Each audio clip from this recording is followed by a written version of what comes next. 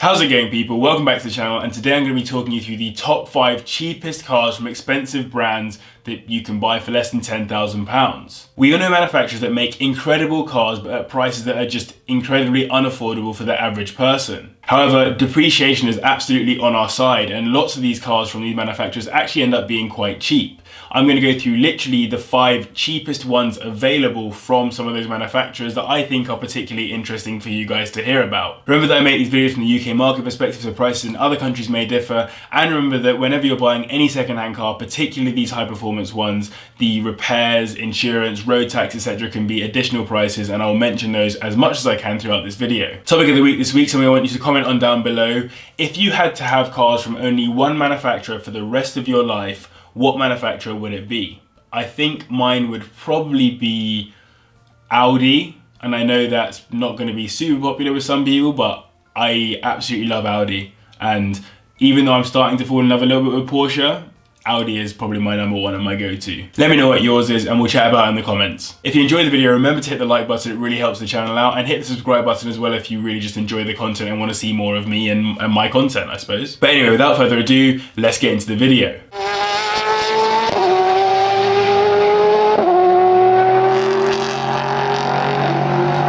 Starting us off at number 5, we have a car from the British sports and racing car manufacturer Lotus. Since being founded in 1948, the brand has seen successes in Formula 1 throughout its history, as well as numerous other Formula series. In fact, originally the manufacturer sold cars aimed at privateer races, as opposed to the standard road cars, something that is still quite evident in their modern day production cars, like one of my personal favourites, the S3 Lotus Exige. With Team Lotus winning a total of 79 F1 races, and greats like Ayrton Senna, Jim Clark and Graham Hill taking the Lotuses to wins, it only makes sense that their cars today are pretty expensive. A 430 Cup model of the Exige S3 I mentioned starts at £100,000 plus, for example. It's therefore pretty insane that you can get your hands on a Lotus Elan SE for just under £10,000 with around 60 to 80,000 miles on the clock. Also known as the M100, the Elan has a 1.6 litre inline-4 engine that puts out 130 brake horsepower, taking it from 0 to 60 in around 7.2 seconds. Not blisteringly quick, but it would certainly feel it in this super low,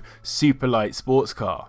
It weighs just 997 kilograms, about the same as an Abarth 695. This sticks true to the ethos of Lotus, which is basically add more weight reduction, given the car's fiberglass composite body and steel backbone chassis. When the car was released in 1989, it was not the first Elan to be built by Lotus, rather it was a resurrection of the nameplate 14 years after the previous model ended production. It was built with the development and testing resources of General Motors, and around £35 million was invested into its development, more than any other Lotus in history. One interesting point around this car is the fact that it's front-wheel drive, despite most Lotuses being rear-wheel drive. The argument by Lotus was that front-wheel drive cars are always faster than rear-wheel drive cars over a given section of road if both cars have the same weight, power and tyre size. And even normal issues like torque steer, bump steer and steering kickback weren't too much of an issue for the Elan, considering Autocar magazine described it as the quickest point-to-point car available at the time. The car had to compete with the far more popular and cheaper MX-5 when it was released, which led to slow sales. A shame, as the reliability of the car is actually not too bad.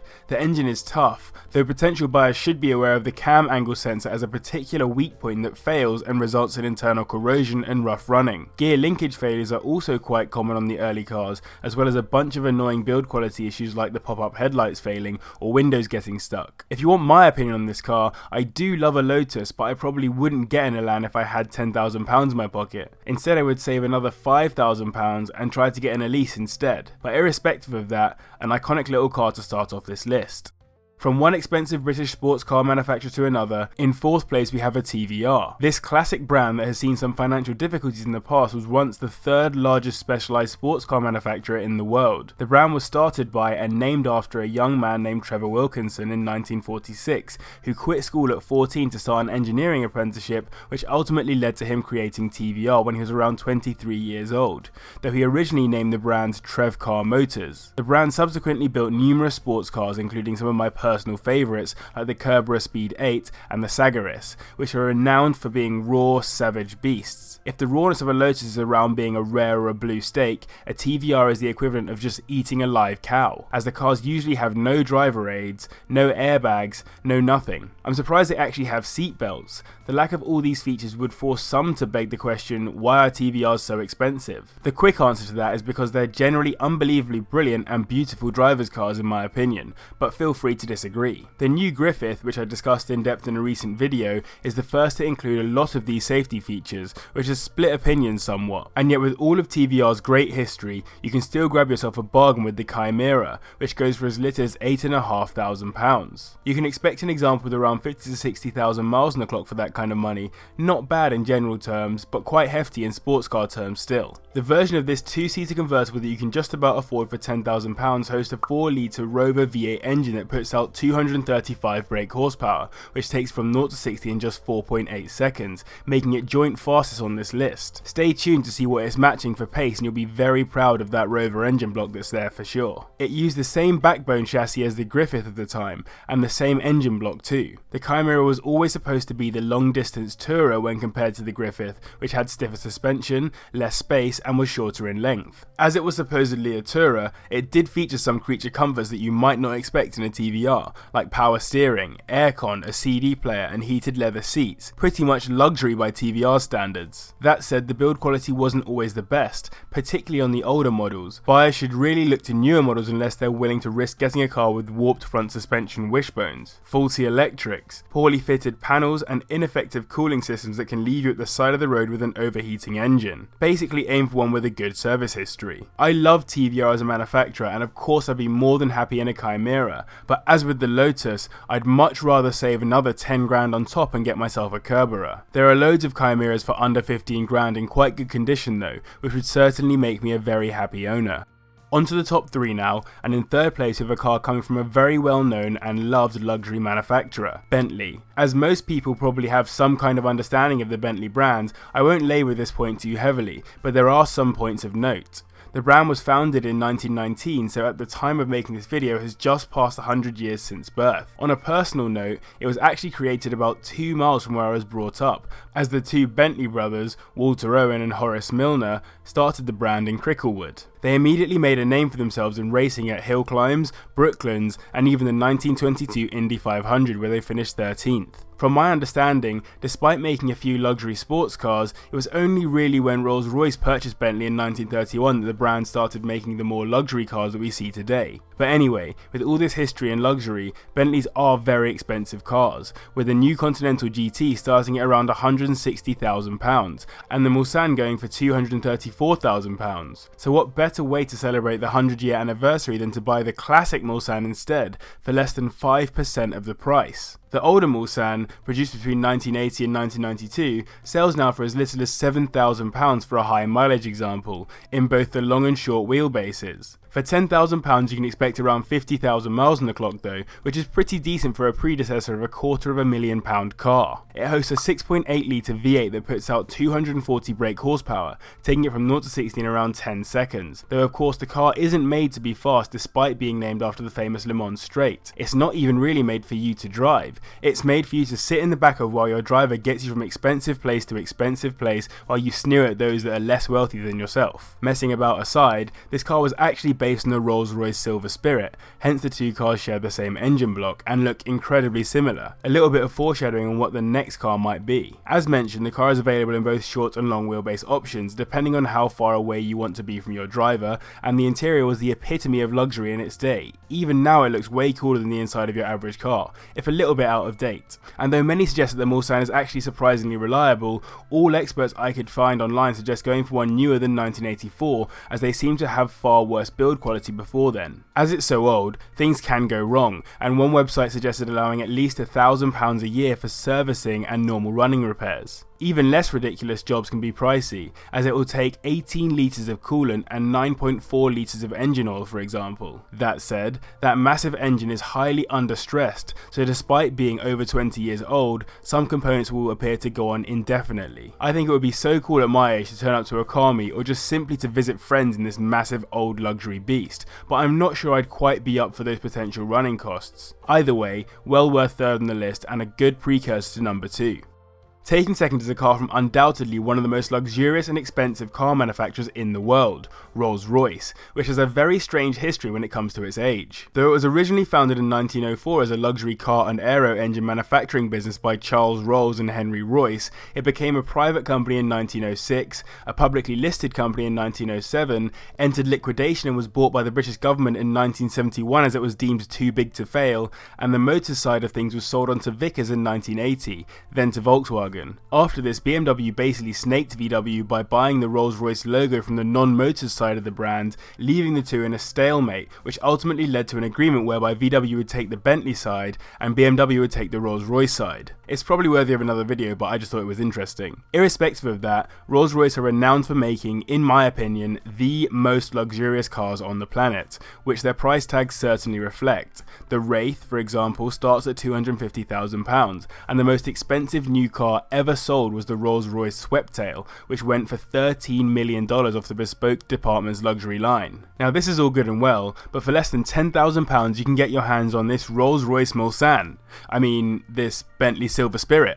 No wait, seriously though, if you're wondering why you've got deja vu, it's because, as I mentioned, the Mulsanne I showed previously was based on this, the Rolls-Royce Silver Spirit, and the long wheelbase option, the Silver Spur. The cheapest running and driving Silver Spirit is going for just £5,500 at present, which is utterly ridiculous for a car with that RR badge, an iconic grille, and an even more iconic mascot. Even cooler is the fact that the Silver Spirit was the first car to have that Spirit of Ecstasy mascot retract into the radiator grille, a common feature on today's Rolls Royces. The Silver Spirit had 4 iterations, and your £10,000 will only really stretch as far as a Mark 1, or maybe a Mark II if you're very lucky. That said, those first two have very minimal aesthetic differences. It's mostly just tech and mechanical changes that were made. You might be able to grab a Mark III for under 20 grand, but a Mark IV is quite hard to come by. Your 10k also won't quite reach to the long wheelbase Spur, even though you can get a long wheelbase Bentley. Strange, but likely due to the popularity of the Rolls Royce as a limousine for the rich and famous, with its incredibly lavish interior that really does rival even today's luxury cars. Given the fact that it shares its 6.8 litre V8 with the Bentley, the specs are quite similar, as is the reliability. However, the build quality is generally quite high on these cars, but so are the repair costs, so watch out for corrosion on the wheel arches and lower trailing edges of the front wings in particular. I think this car is pretty sick, especially for the price. It might not be something I invest in anytime soon, but what a way into Rolls-Royce ownership. Taking the top spot in this video is a car that comes from the luxury Italian car manufacturer Maserati. Founded in 1914, some of the most beautiful cars to have ever existed in my opinion have come from this brand. The 3500 GT, the A6 GCS and the MC12 are all perfect examples of where Maserati have gotten it very right. Originally created by the Maserati brothers, Carlo, Bindo, Alfieri, Ettore and Ernesto, the brand has been owned by Fiat Chrysler Automobiles since 1993 and was initially associated with Ferrari, which was also owned by FCA until 2015. The brand was renowned for its racing cars for years, before focusing on luxury and sporty Grand Tourers, the likes of which we see today at some pretty hefty prices. The Gran Turismo starts at £92,000 for example. Add together the luxury and sporty Grand Tourer thing I mentioned with the Ferrari association, and you get this. The Maserati Coupe or 4200, which is a sporty Grand Tourer that gets its engine from the Maranello factory. That is correct, this is a Ferrari built engine that goes for under £10,000. It's practically the same engine as the one in the Ferrari 360, just bored out with different cylinder heads to make it a little bit more reliable and a bit more chilled on long cruises. I actually mentioned this car in a video I made over a year ago now, when I had less than 20 subscribers, and the prices have actually dipped even since then. A year ago they were sitting at around 12 grand, now you can pick one up with around 70 to 90,000 miles on the clock for under 10. Cumulatively, I was correct in that video though. This car is actually a good investment if you go for a low mileage model, as the best examples are listed for up to £40,000 at the moment, which is almost £17,000 more than I could find them at this time last year. This car followed on from the 3200 that is also well loved, and another little investment piece. You can actually still get these for not too unreasonable prices as well, so something to consider for sure. Going back to the 4200 though, that 4.2 litre V8 puts out 390 screaming Maranello horses,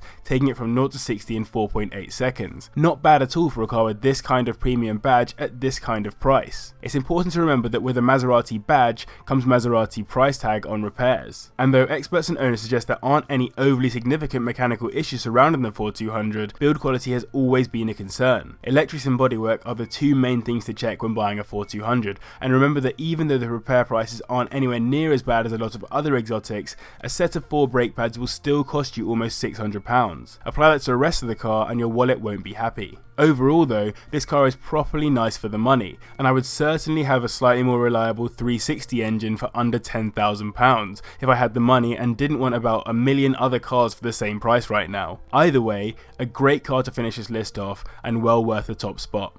So in this video I've run you through the top 5 cheapest cars that you can buy from expensive manufacturers for less than £10,000.